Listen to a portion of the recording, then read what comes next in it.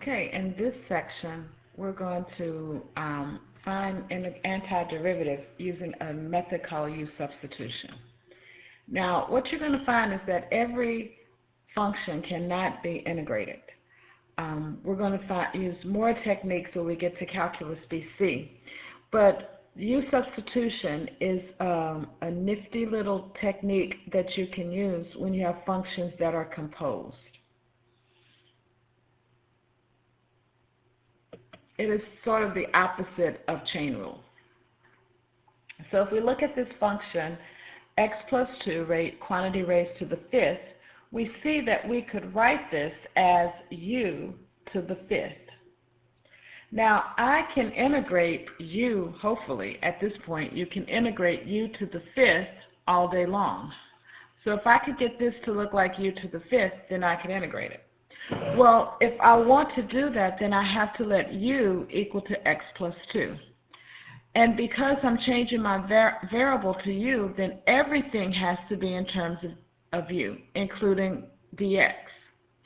So if I say let u equal to x plus 2, then I have to take the derivative of u to find what that is. So the derivative of u of x plus 2 is simply dx.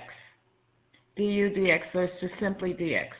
So I can rewrite this to the integral of u to the fifth because I have replaced, this has become u, and then dx is du. Because this variable has to match that variable. And I can integrate u to the fifth, that becomes 1/6 u to the sixth plus c. But I have to remember to go back to where I started, so I would write this as 1/6, and since u is x plus 2, this would be x plus 2 raised to the sixth plus c. Okay, we have to remember to go back to where we started.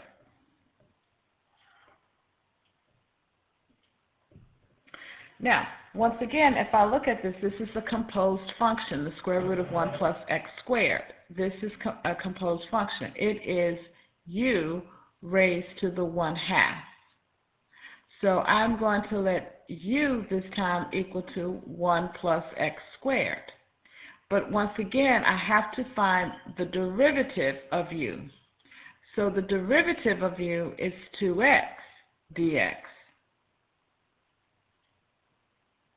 Because this is du dx, and then I multiply both sides by dx, and that's how I get the 2x dx. So now I can replace everything I see in terms of u. So this quantity is u, so now I have the square root of u. 2x dx is now du. So remember, these two have to be the same. The variable here and the variable here have to be the same.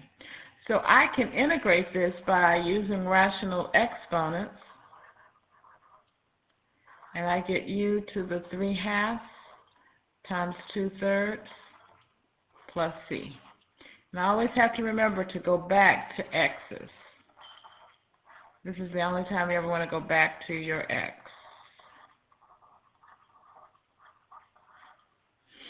Okay? Now, some of them are not as obvious as the U-substitution is not as obvious. But we can kind of see that I can rewrite this as u equal to 4x minus 1. Because if I did that, then this would just make this u to the 1/2, and we can integrate that. But remember, everything has to be in terms of u, so I have to change this dx to du. So if I take the derivative of u, I get 4 dx. Now I have dx in my problem. I don't have 4 dx, okay? So I have to solve for dx here. So this will give me 1/4 du is equal to dx. So now I am free to do my substitution. For 4x minus 1, that is u, so I'm just going to write that as u to the 1/2. And dx now is 1/4 du. And so I generally would write this as bringing out the 1/4. I can take that 1/4 out and get u to the 1/2 du. Integrating that, I get u to the 3/2 times 2/3 times the 1/4, that was out there already, plus c. I always have to remember to take it back to x, so my final answer would be 1/6. 4x minus 1 raised to the 3/2 plus c. Is my math right there? Because that becomes 1 and that's 2. So yeah, so 1/6.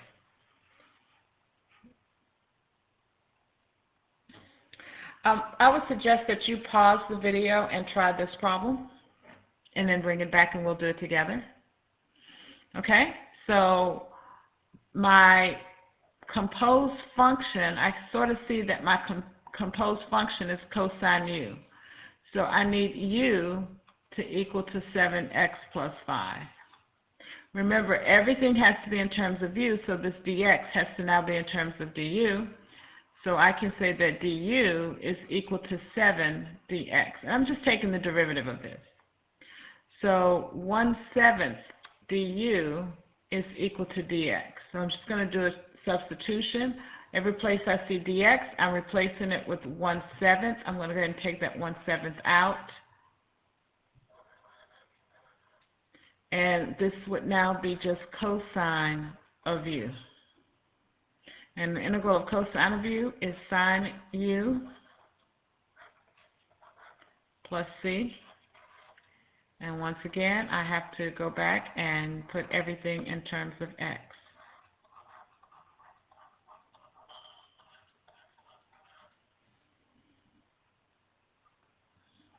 Okay, once again, I suggest you pause this, you try it, and then come back and we'll do it together.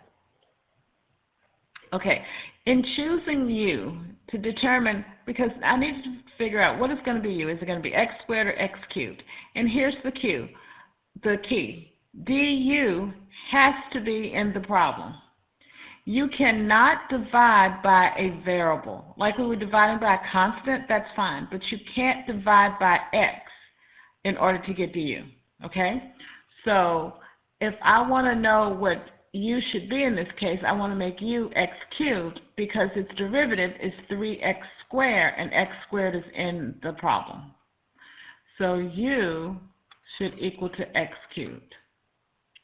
Then du is equal to 3x squared dx. Now, I can divide by a constant. I can't divide by x squared. I can't divide by a variable. But I need x squared dx in the problem. So I'm going to divide 1/3 du is equal to x squared dx. So now I can replace x squared dx with 1/3 du. I'm going to bring out that 1/3,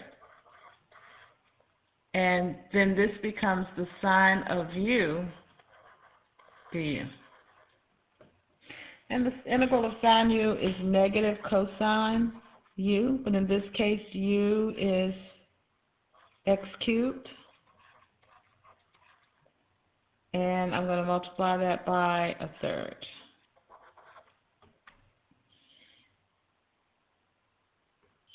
And I don't know why I put plus 1. I was trying to put plus c.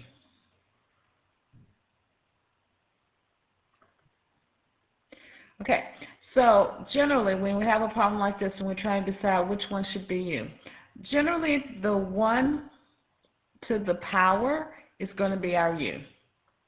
That's a general rule. The 1 to the highest power is our u.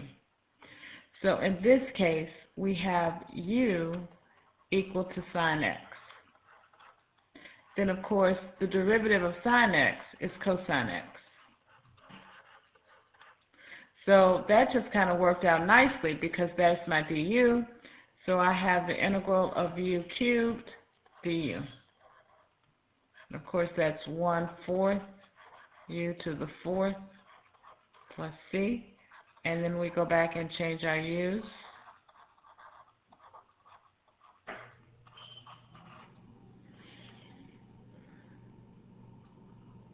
Oh, I went the wrong way.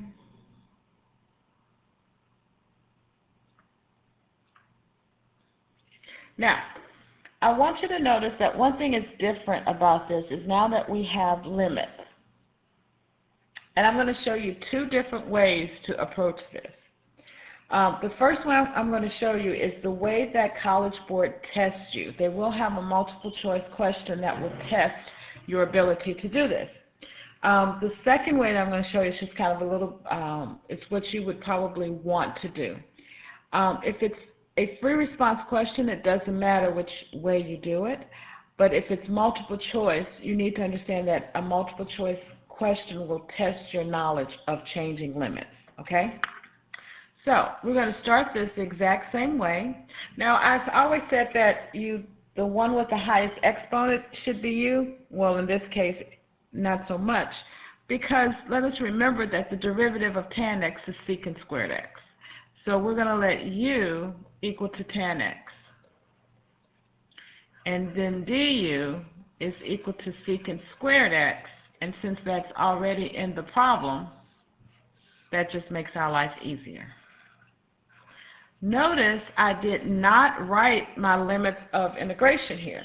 And the reason I didn't write my limits of integration is because these are x values, because everything is in terms of x. These are u values. So remember, I told you when you change your limits, everything has to be in terms of u. So I need to find out what u is. I need to find these limits in terms of u. So I have to do the u of 0, which is tan of 0, which in this case is 0. So that one stays the same. And then u of pi over 4 is going to be tan of pi over 4. And if you recall from your unit circle, tan of pi over 4 is 1. So now, instead of, notice my limits of integrations change. And that's how the multiple choice question would be asked. It would ask you, which of the following represents this limit?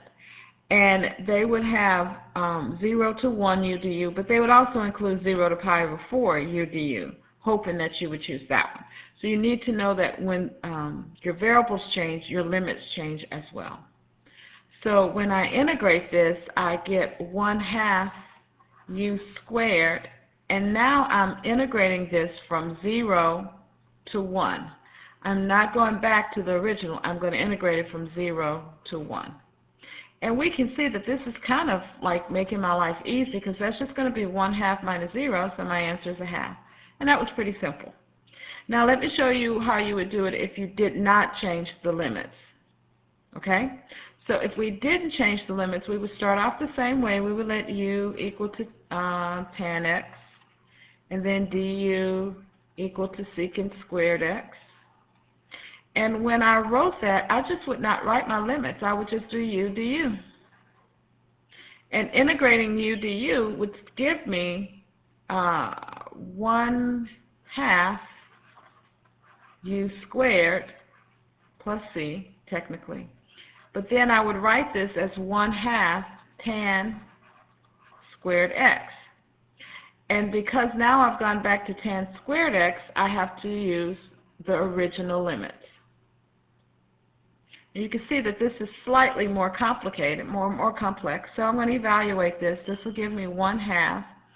The tan of pi over 4 is still 1. So this is going to be 1 squared minus, and I'll just put all this in parentheses. The tan of 0 is still 0. So I still get 1/2. But as you can see, it took me a couple of more steps and just a little bit more work to do it this way. So changing your limits is a nice little strategy. Okay, so let's do this by changing our limits. Okay, so we're integrating. Of course, it looks like x cubed plus 1 would be a good thing to make u. So then du is equal to 3x squared, and that's already there. And let's change our limits. So u of -1 was 0, and u of 1 is 2. Because what I'm doing is I'm just placing these into this. So -1 cubed is -1 plus 1 is 0. 1 cubed is 1 plus 1 is 2. So then I integrate from 0 to 2, u raised to the 1/2, which gives me u to the 3/2 times 2/3, integrated from 0 to 2. So that's 2/3, the square root of 8 minus 0. So my answer is, I could, if I wanted to be fancy, do 4 radical 2 over 3. Or you could just say 2/3 radical 8. I would accept both answers. I was just being fancy there. So, most of the AP exam is calculator inactive, so you have to be able to do this without a calculator. Yes, and I will show you how to do it with the calculator because you need to know that as well. But you want to practice, practice, practice to become better at this. So here are a few examples. I would suggest, once again, that you just pause this video and then come back and see if your answers are correct. And I'm going to try to work them out. So here we're going to let u, and I changed this from 0 to 1. I think it's changed on your paper. So this is 0 to 4 minus x squared is my u. du is -2x dx. So I need just x dx in my problem. So I have -1/2 du is equal to x dx. And u of 0 is 0. And u of 1 is 1 over radical 3. Well, that's kind of ugly. So we're integrating from 0 to 1 over radical 3 of u to the -1/2, which gives us u to the 1/2 times 2. And we're evaluating that from 0 to 1 over radical 3.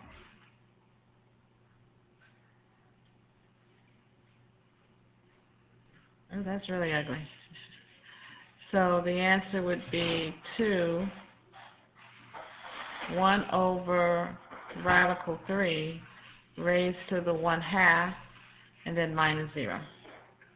That's just really ugly. The square root of a square root? Yeah, that's really ugly. But 'tis our life. All right. Now, before you integrate, you always want to try to do something simple first. You don't want to just go to U-substitution. U-substitution is the last thing actually you want to try. So before I use U-substitution on this, I'm going to simplify it. So if I simplify this, I can rewrite this as integral from 0 to 1. Dividing both of these by e to the -x actually gives me 1 plus e to the x. And so I don't have to use U-substitution on this. I can just integrate this and get x plus e to the x evaluated from 0 to 1. So this gives me 1 plus e minus 1. So my answer is e. However, for this one, I am going to have to use e to the x. And here's a hint. You always want du to be in the numerator. Du always is in the numerator. Always. Du will never ever be in the denominator. So, trying to decide what to do here, I'm going to let u equal to e to the x plus 1. Which gives me du is simply equal to e to the x dx, which is in the original problem. And then I'm going to do u of 0, and that's 2. And u of 1 is 1 plus e, or e plus 1. I don't know why I switched it around, but I did. Okay, so then I'm integrating from 2 to 1 plus e of u over, no, I did that wrong, du over u. And the integral of 1 over u is the natural log of u. So this would give me the natural log of u in absolute value evaluated from 2 to 1 plus e.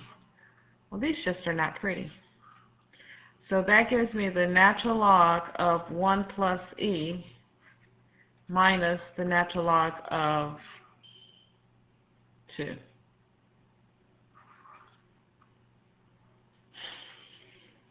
Yeah, that's not pretty at all, but that's the answer. Okay, just doing a couple more. Again, I hope you've tried these on your own. For this one, we're going to have to let u equal to 2 theta.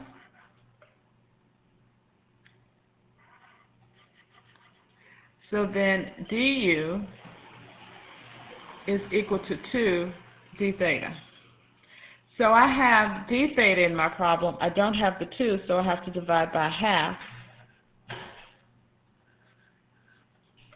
And I'm going to change my limits of integration. So u of 0 is simply 0.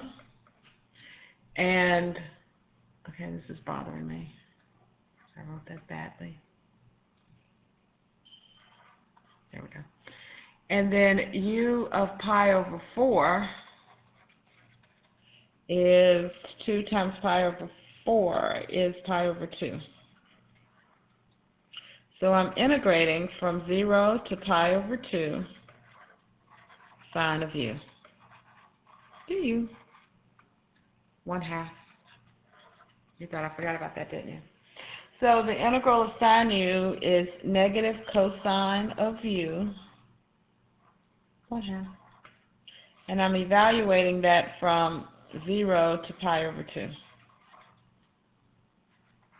This is negative 1/2. I'm just going to bring that on the side. Cosine of pi over 2 is 0. And cosine of u is 1. So this is positive 1/2.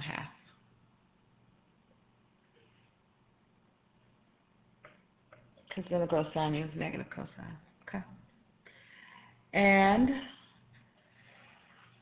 excuse me, here, once again, because the cosine is squared, I want to make that my u. And then du is negative sine theta. So I don't have a negative in here, so I can just divide by negative 1. So I have negative du is equal to sine theta d theta. Okay? So, and then to redo my variables, I have u of 0, which is 1, and u of pi, which is negative 1. So, I could switch this around, but I'm not going to. I'm just going to leave them the way that they are. So I have 1 to negative 1, and there's a negative on the outside. Well, maybe I will switch it around. And this is going to be u squared du. Yeah, let's go ahead and switch this around. And by switching this, I can get rid of the negative. So I can do negative 1 to 1 u squared du. And it might make my life a little easier.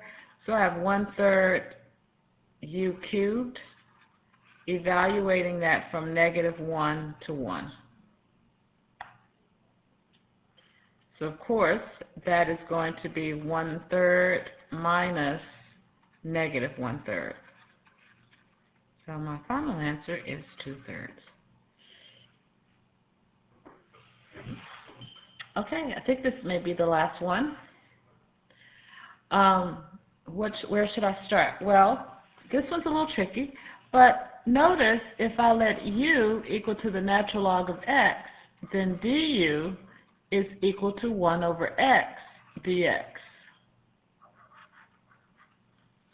And that means that 1 over x dx is in the problem. Okay? So switching my limits of integration, I get u of 1. The natural log of 1 is 0. And u of e, the natural log of e, is 1. So I'm integrating this from 0 to 1 of u du, which is 1/2 u squared, evaluated from 0 to 1, so I get 1/2. Okay? Alrighty. So this video was longer than I wanted it to be. Sorry about that.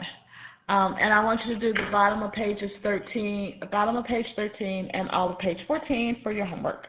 And I will see you later. Bye.